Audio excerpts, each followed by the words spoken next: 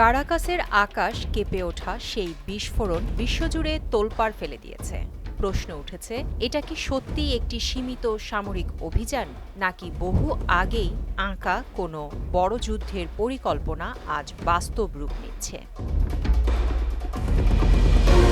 ভেনেজুয়েলার president Nicolas মাদুরোকে আটক করে যুক্তরাষ্ট্রে নিয়ে যাওয়ার সম্ভাবনা এবং পরবর্তী রাজনৈতিক পরিস্থিতি নিয়ে এখন গোটা বিশ্ব কৌতূহল ও উদ্বেগের মধ্যে। যুক্তরাষ্ট্রের ভূমিকা নিয়ে বিতর্ক তীব্র।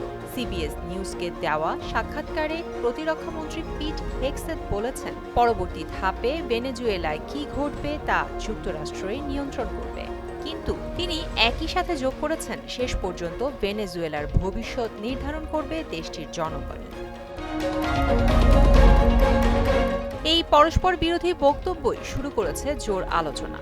মার্কিন সেনা মোতায়েনের সম্ভাবনা নিয়ে প্রশ্ন করা হলে হেগসেথ জানিয়েছেন, যুক্তরাষ্ট্র সবসময় প্রস্তুত, যাতে প্রেসিডেন্ট ডোনাল্ড ট্রাম্পের সামনে সব ধরনের অপশন খোলা থাকে।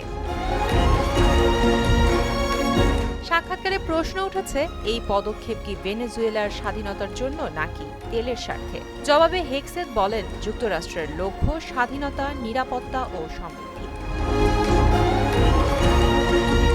এর মধ্যে প্রেসিডেন্ট ট্রাম্প জানিয়েছেন, ভেনেজুয়েলায় ক্ষমতার শান্তিপূর্ণ রদবদল না হওয়া পর্যন্ত যুক্তরাষ্ট্র দেশটি দায়িত্ব নেবে।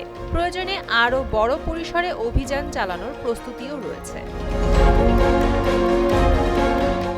সব মিলিয়ে প্রশ্ন থেকেই যাচ্ছে, ভেনেজুয়েলার ভবিষ্যৎ কি সত্যিই নির্ধারণ করবে দেশের জনগণ, নাকি বড় শক্তির রাজনৈতিক ও অর্থনৈতিক স্বার্থই হয়ে উঠবে চূড়ান্ত নিয়ামক?